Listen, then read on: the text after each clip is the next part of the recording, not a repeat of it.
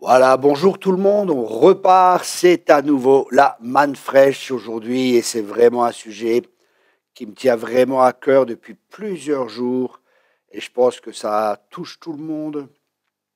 C'est la guerre en Ukraine, on ne peut pas être insensible en tant que chrétien de ce qui se passe là-bas. Déjà, il y a beaucoup de frères et sœurs qui sont là-bas, il y a beaucoup d'églises, mais la question est, quel est notre rôle ou que devons-nous faire? Je vois beaucoup de chrétiens qui discutent de plein de choses sur Internet et chacun est un spécialiste. Il y a des spécialistes en géopolitique, il y a des spécialistes dans la guerre stratégique, il y a des spécialistes en tout genre, malheureusement. Je crois que Dieu ne nous demande pas d'être des spécialistes, bien sûr, si c'est votre appel, si c'est votre métier, c'est parfait. Mais tous ceux que je vois, c'est les mêmes spécialistes qu'il y avait avec le vaccin, qui sont d'un seul coup spécialistes en géopolitique et tout ça. Enfin, vous voyez, c'est des gens qui ont très peu de connaissances, mais qui malheureusement sont enflés. Mais ça, mis à part, c'est pas ça qui nous intéresse vraiment. Moi, ce qui m'intéresse, c'est quel est notre rôle et que pouvons-nous faire. Et là aussi, malheureusement, j'ai vu des chrétiens qui écrivaient « Dieu n'aime pas le pécheur » et ainsi de suite. Waouh! Et je me dis « Waouh, mais qu'est-ce que c'est que cette doctrine ?» La doctrine est importante parce qu'elle va nous poser un fondement dans notre vie et savoir ce qui est juste, ce qui est vrai. Et la parole de Dieu, elle est très claire.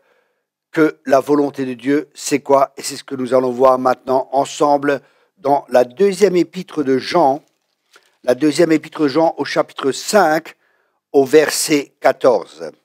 Deuxième épître de Jean, chapitre 5, verset 14. Nous avons auprès de lui cette assurance. Cette conviction. Qu'est-ce que c'est que cette assurance?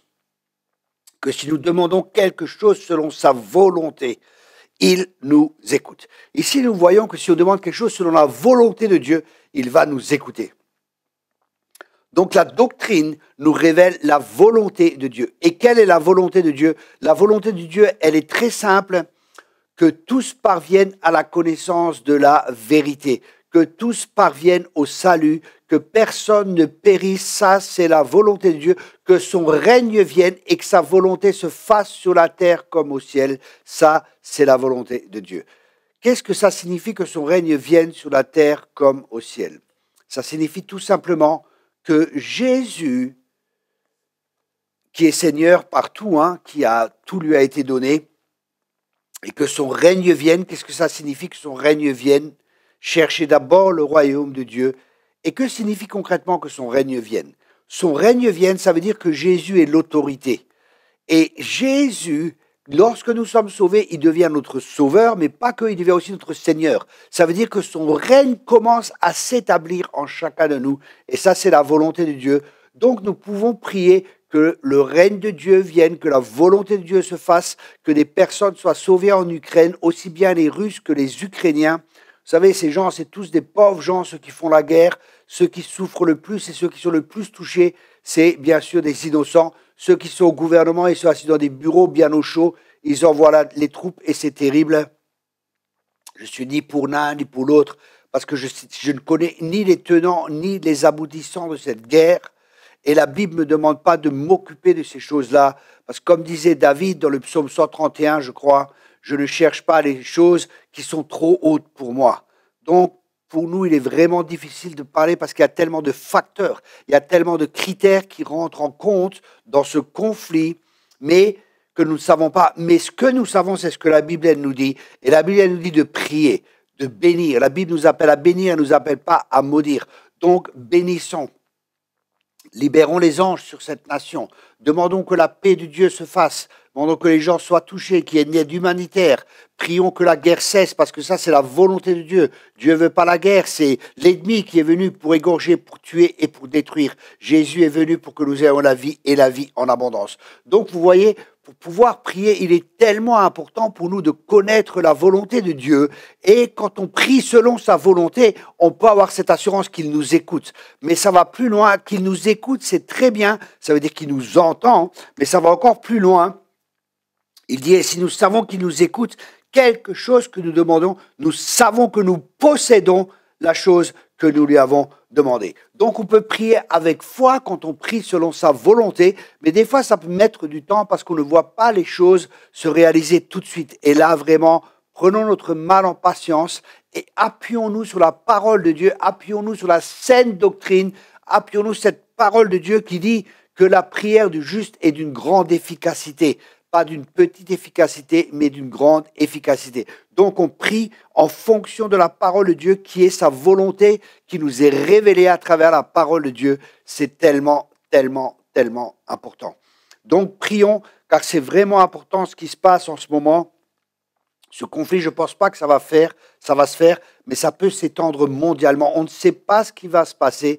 En tout cas, c'est des temps très sérieux, c'est des temps particuliers. Ce n'est pas encore la fin. Certains disent que c'est Matthieu 24, 6, mais je me rappelle quand il y avait la guerre en Yougoslavie, en ex-Yougoslavie, les Croates, les Bosniaques, les Serbes et tout ça, quand il y avait la guerre entre eux, Dieu m'avait déjà parlé, et je crois que ça fait à peu près 20, 25 ans, et Dieu m'avait dit, Matthieu 24, 6, vous entendez parler de guerre, mais ce ne sera pas encore la fin. Mais je crois que là, nous approchons et nous sommes dans une nouvelle saison. Je crois que l'ennemi est en train de mettre en place, je ne m'y connais pas trop dans la fin des temps, ce n'est pas mon cheval de bataille, hein, avec le nouvel ordre mondial et tout ça. C'est des choses que j'entends, mais je n'ai pas approfondi, donc je ne vais pas rentrer dans un sujet que je ne connais pas. Nous devons avoir l'humilité de savoir à quoi Dieu nous appelle et de savoir, mais de vraiment savoir, parce qu'on a des révélations.